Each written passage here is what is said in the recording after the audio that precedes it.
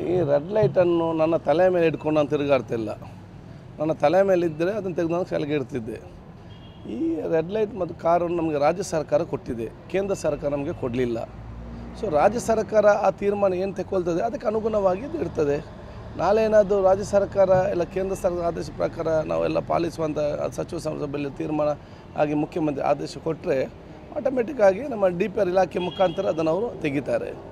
ಸರ್ಕಾರ ಕೊಟ್ಟ ಕೆಲಸ, ಸರ್ಕಾರ ಕೊಟ್ಟ ವಾಹನದಲ್ಲಿ ನನಗೆ ಕೂತ್ಕೊಂಡು ಹೋಗ್ಲಿಕ್ಕಂಥ ಅವಕಾಶ ಅಲ್ಲದೆ ಅದನ್ನು ಆಲ್ಟ್ರ್ ಮಾಡುವಂಥ ಅವಕಾಶ ನಮಗೆ ಯಾರಿಗಿಲ್ಲ. ಅದೇನು ಆಲ್ಟ್ರ್ ಮಾಡಬೇಕಾದಿದ್ದಲ್ಲಿ ಅದನ್ನು ಇಲಾಖೆಯವರೇ ಅದನ್ನು ಮಾಡ್ತಾರೆ. ಅದು ಸರ್ಕಾರಕ್ಕೆ ಬಿಟ್ಟಂಥ ತೀರ್ಮಾನ.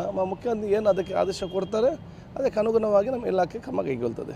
ಯಾಕೆ ನಮಗೆ ಮುಖ್ಯಮಂತ್ರಿಗಳ ನೇತೃತ್ವದಲ್ಲಿ ರಾಜ್ಯ ಸರ್ಕಾರ ಕೊಟ್ಟಾಗ ರಾಜ್ಯ ಸರ್ಕಾರ ತೀರ್ಮಾನವೇ ಅಂತಿಮವಾದ ತೀರ್ಮಾನ. ಮತ್ತು ಇವತ್ತು ಲೈಟ್ ಇದ್ದು ಲೈಟ್ ಇಲ್ಲದಿದ್ದರೂ ಬಡವರ ಹೊಟ್ಟೆಯನ್ನು ತುಂಬಲಿಕ್ಕೆ ಹೋಗೋದಿಲ್ಲ.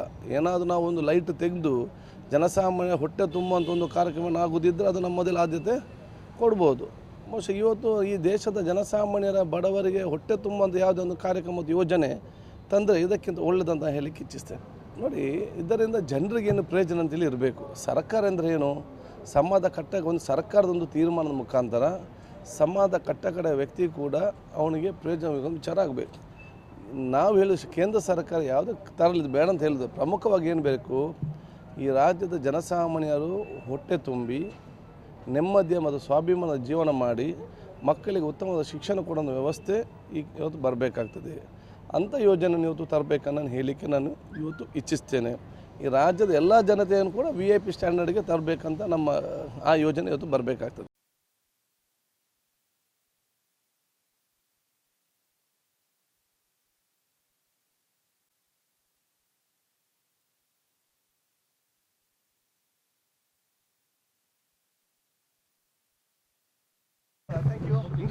ಕೇಬಲ್